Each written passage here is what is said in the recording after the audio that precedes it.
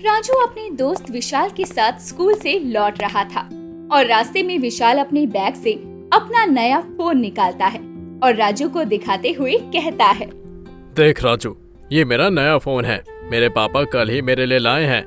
है ना कितना अच्छा। हाँ यार विशाल, ये फोन तो सच में बहुत अच्छा है। कितने का है ये फोन? ज्यादा नहीं, बस 20,000 का है। इसमें बहुत सारी चीजें हैं, बहुत सारे नए नए ऐप हैं। मैं तो इस फोन को चलाते हुए बिल्कुल भी बोर नहीं होता। और तुझे पता है, इसमें इंस्टाग्राम भी है, जिस पर बहुत सारी फनी रील आती हैं। इंस्टाग्राम? ये क्या चीज है? इसमें क्या होता है? क्या तुझे नहीं पता? अरे इंस्टाग्राम एक सोशल मीडिया ऐप है जिसमें बहुत सारे लोग अपनी तरह तरह की रीलें बनाते हैं। और तुझे पता है, आजकल लोग उन वीडियो के जरिए बहुत जल्दी वायरल भी हो जाते हैं। यार इंस्टाग्राम तो बहुत अच्छी चीज लग रही है। मुझे भी एक मोबाइल फोन लेना पड़ेगा। आज ही मैं अपने पापा को कहूँगा कि मुझे एक मोबाइल फोन दिला दें। राजू जल्दी से अपने घर जाता है और अपने पिताजी से एक नए मोबाइल के लिए कहता है, पापा मुझे भी एक फोन चाहिए, विशाल के जैसा। ये तुम क्या कह रहे हो बेटा? तुम अभी स्कूल में पढ़ते हो, तुम्हें मोबाइल की क्या जरूरत? अरे पापा, आपको नहीं पता, मोबाइल में बहुत कुछ होता है जिससे पढ़ाई में बहुत मदद मिलती है। और अगर एक बार मोबाइल आ गया तो मैं ध्यान लगाकर पढ़ाई करूँगा। अगर बात पढ़ाई की है तो ठीक है, मैं अगले महीने तुझे फोन दिलवा दूंगा, लेकिन उसके बाद तन मन लगाकर पढ़ाई करनी होगी। हाँ पापा, मैं बिल्कुल मन लगाकर पढ़ाई करूँगा।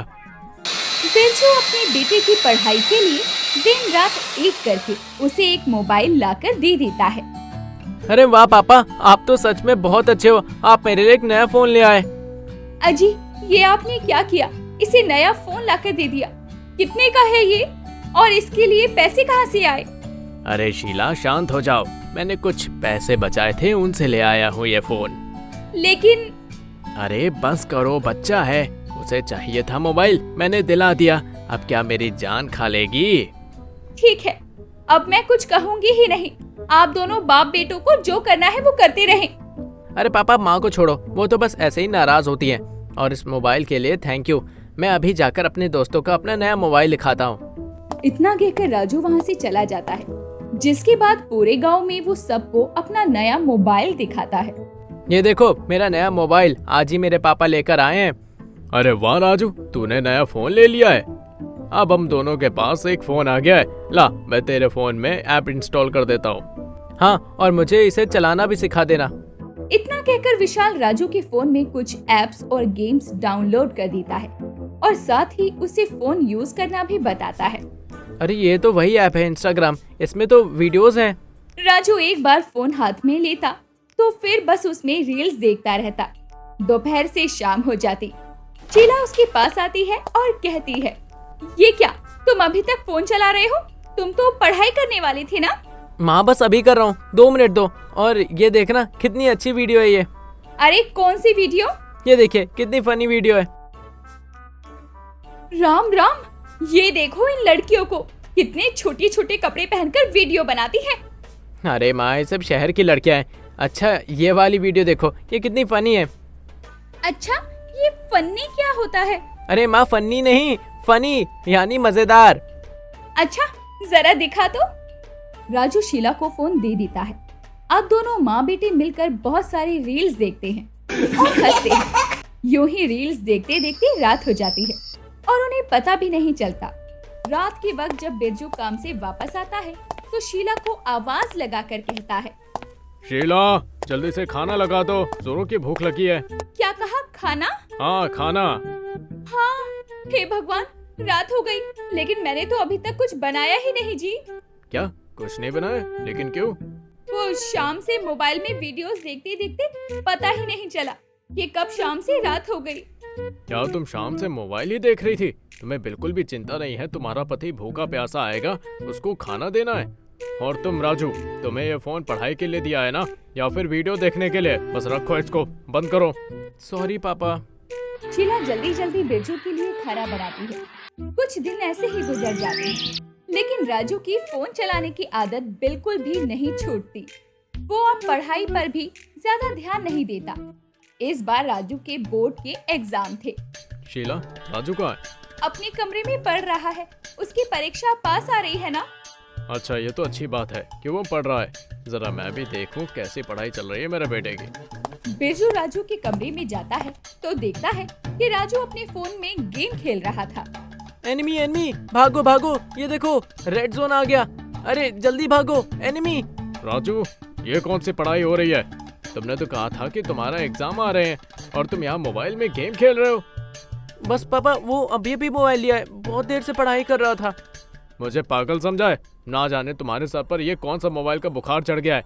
आज मैं इसे उतार कर ही रहूंगा। लाओ यहाँ तो मोबाइल मुझे, अब तुम्हें मोबाइल नहीं मिलेगा।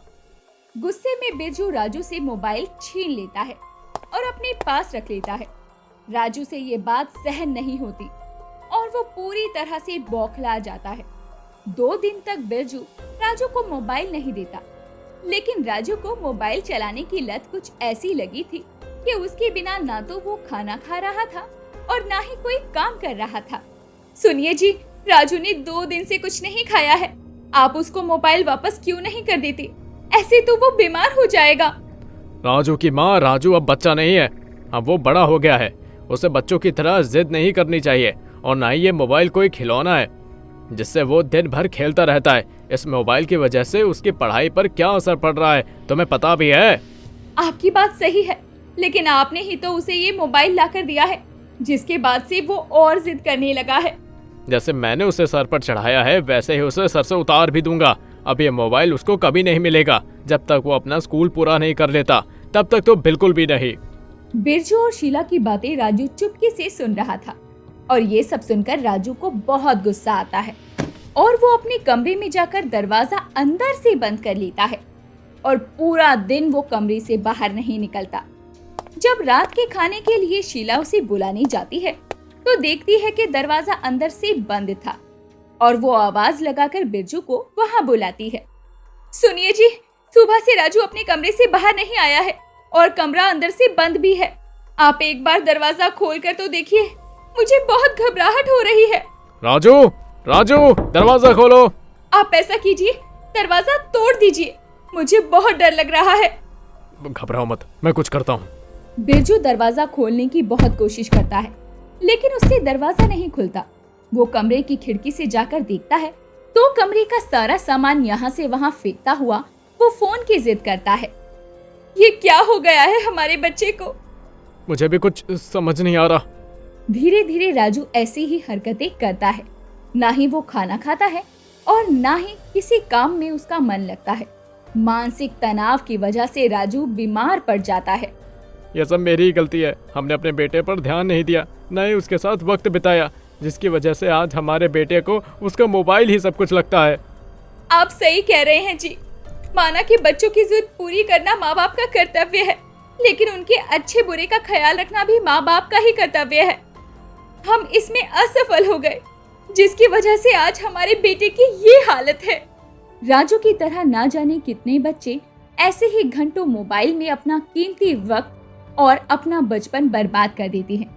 इसीलिए कहते हैं, मशीनों का उपयोग उतना ही करें जितनी उनकी जरूरत हो।